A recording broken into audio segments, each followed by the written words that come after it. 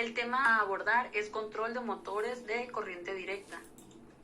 Cabe mencionar que en las plantas industriales no es común disponer de una fuente de corriente directa, y si se desea una fuente de corriente directa en particular, debe obtenerse a través de alguna forma de conversión desde los sistemas de potencia de corriente alterna a directa.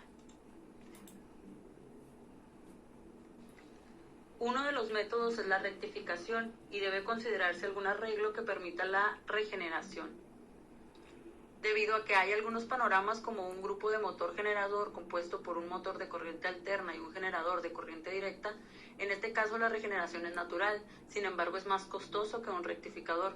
Y por otra parte, para los sistemas de tracción se deben instalar grandes equipos de conversión capaces de regenerarse en las subestaciones.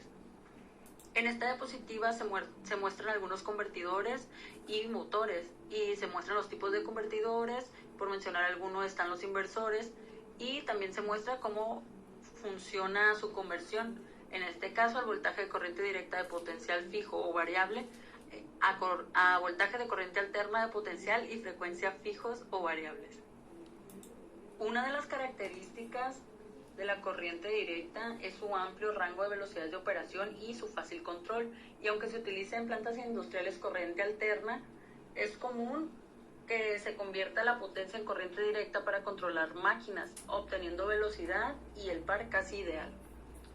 Para la regulación de velocidad existen 3 parámetros a contemplar. El primero es el voltaje total en el circuito de armadura. El segundo es el voltaje generado en la armadura y por último el par desarrollado. La solución simultánea de estas 3 ecuaciones permite obtener la ecuación de velocidad. Y como se ve en la fórmula, depende de la corriente de armadura, de la resistencia de armadura, voltaje de armadura y el flujo de corriente. Dado que la corriente de armadura es un parámetro dependiente que varía con los cambios de carga, da lugar a 3 diferentes posibilidades de regulación. La primera es la regulación reostática, o también conocida como potenciométrica. En esta, la variación de la resistencia del circuito de armadura se usa como método de arranque de motores de corriente directa, aunque nunca como método de control de velocidad. En la figura se observa un haz de rectas concurrentes, lo cual hace indeseable este método de control, puesto que la caída de velocidad aumenta con la carga, mientras mayor sea la resistencia insertada.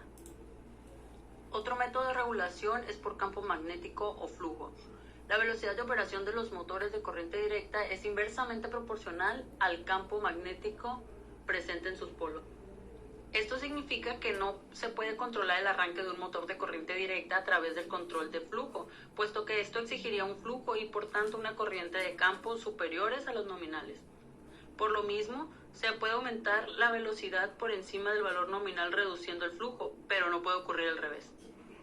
Como se muestra en la gráfica, las curvas son casi planas, lo que significa que se acercan a la característica ideal. Por último, el método de regulación va a ser el voltaje de armadura. Este método exige la presencia de un dispositivo que permita variar el voltaje alimentando la armadura del motor. Este es el más utilizado porque proporciona un rango amplio de velocidad y permite operar el motor con plena capacidad de par en todo el rango de control.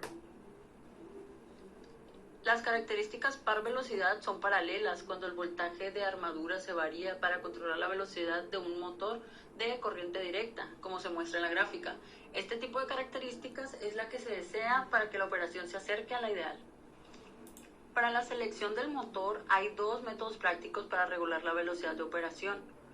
Una es variando el voltaje en el devanado de armadura o en el devanado de campo. Esto va a depender de la máquina que el motor debe cargar.